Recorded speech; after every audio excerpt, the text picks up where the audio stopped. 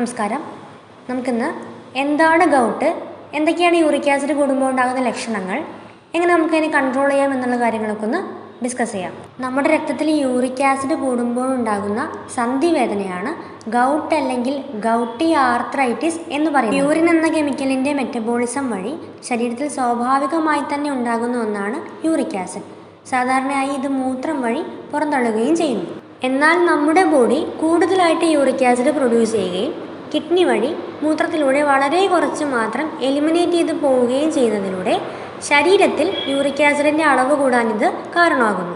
മുള്ളു പോലെയുള്ള ഈ ക്രിസ്റ്റൽസ് ജോയിൻറ്റുകളിൽ അടിഞ്ഞുകൂടുന്നതിലൂടെ പ്രധാനമായും കാലിൻ്റെ പെരുവിരലിന് നീർക്കെട്ട്, സന്ധിവേദന, പുകച്ചിൽ എന്നിവയ്ക്കുവ കാരണമാകുന്നു. നമുക്ക് ഇതിലെന്ത് ചെയ്യാൻ പറ്റും?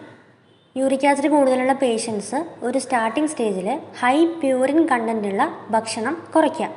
എസ്പെഷ്യലി റെഡ് മീറ്റ്, മത്തി, അയല പോലെയുള്ള മത്സ്യങ്ങൾ, ഷെൽഫിഷുകൾ, കോളിഫ്ലവർ, ടൊമാറ്റോ, അതുപോലെ കടലവർഗ്ഗങ്ങൾ, പരിപ്പ് വർഗ്ഗങ്ങൾ. മദ്യപാനം, എസ്പെഷ്യലി ബിയറിൻ്റെ ഉപയോഗം, അതുമാത്രമല്ല നന്നായിട്ട് വെള്ളം കുടിക്കുക. അതിലൂടെ അധികമായിട്ടുള്ള യൂറിക് ആസിഡ് യൂറിൻ വഴി എലിമിനേറ്റ് ചെയ്ത് പോകാനിത് സഹായകമാകും. യൂറിക് ആസിഡ് ലെവൽ കൂടുതലാണെങ്കിൽ ഒരിക്കലും അതിനെ അവഗണിച്ച് കളയരുത്. ചിലരിൽ ഒരു സ്റ്റാർട്ടിംഗ് സ്റ്റേജിൽ പ്രത്യേകിച്ച് സിംറ്റംസ് ഒന്നും കാണണമെന്നില്ല. പക്ഷേ ഇത് പിന്നീട് കിഡ്നിയിലെ ക്രിസ്റ്റൽസ് വന്നടിയാനും കിഡ്നിയുടെ ഫങ്ഷനിങ്ങിനെ ബാധിക്കാനും ഫാറ്റി ലിവർ പോലെയുള്ള മറ്റ് ആരോഗ്യ പ്രശ്നങ്ങളിലേക്കും ഇത് ലീഡ് ചെയ്യാം.